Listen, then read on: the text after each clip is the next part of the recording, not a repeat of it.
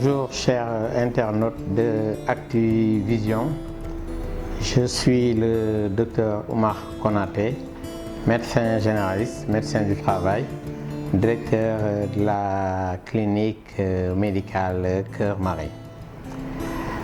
Je sais que l'actualité c'est le Covid-19, mais ça ne va pas nous empêcher de parler d'autres choses, et cette fois-ci je vais essayer donc de vous rappeler un tout petit peu qu'il existe ce qu'on appelle le paludisme.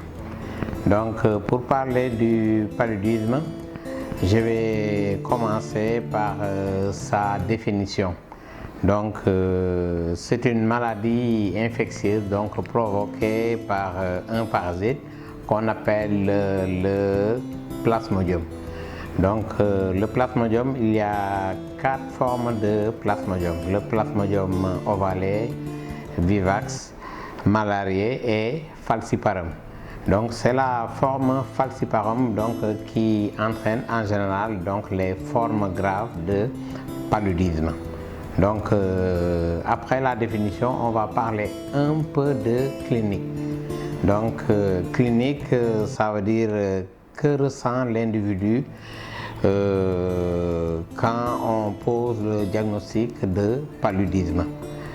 Donc il y a ce qu'on appelle une triade qui est fréquente donc, dans les signes du palud, c'est la fièvre, les frissons et les sueurs. Donc fièvre, frisson, sueur. Donc en général ça se manifeste par donc, ces 3 signes qu'on appelle une triade.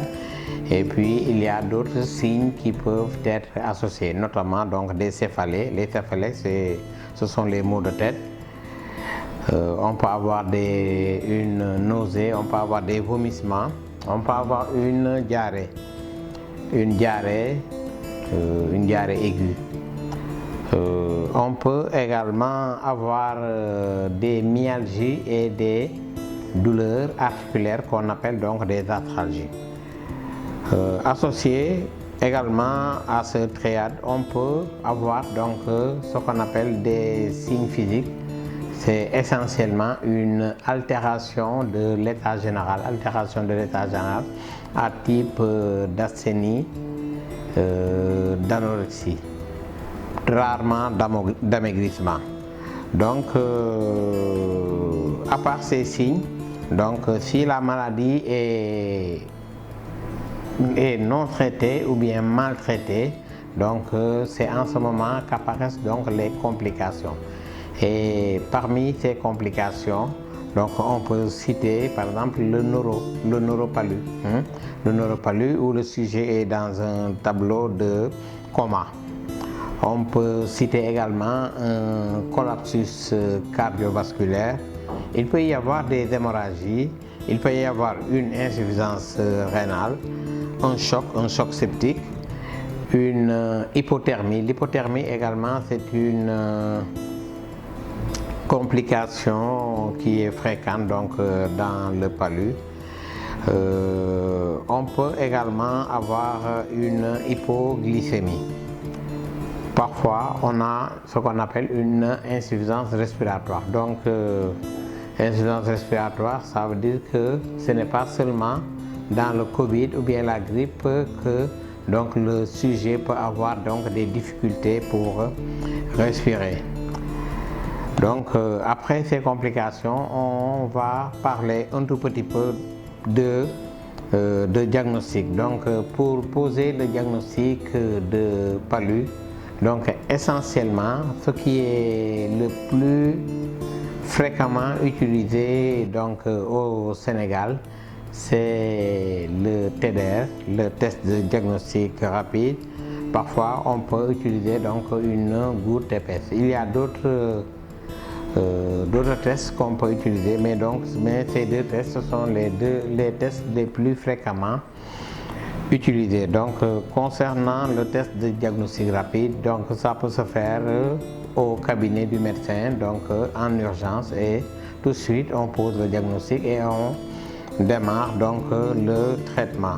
Donc à propos du test de diagnostic rapide également, je veux ouvrir une petite parenthèse et lancer un appel au ministre de la Santé et de l'Action sociale, parce que bon, là pour le Covid, bon, je vois que les tests toujours sont donc des tests qui sont ciblés.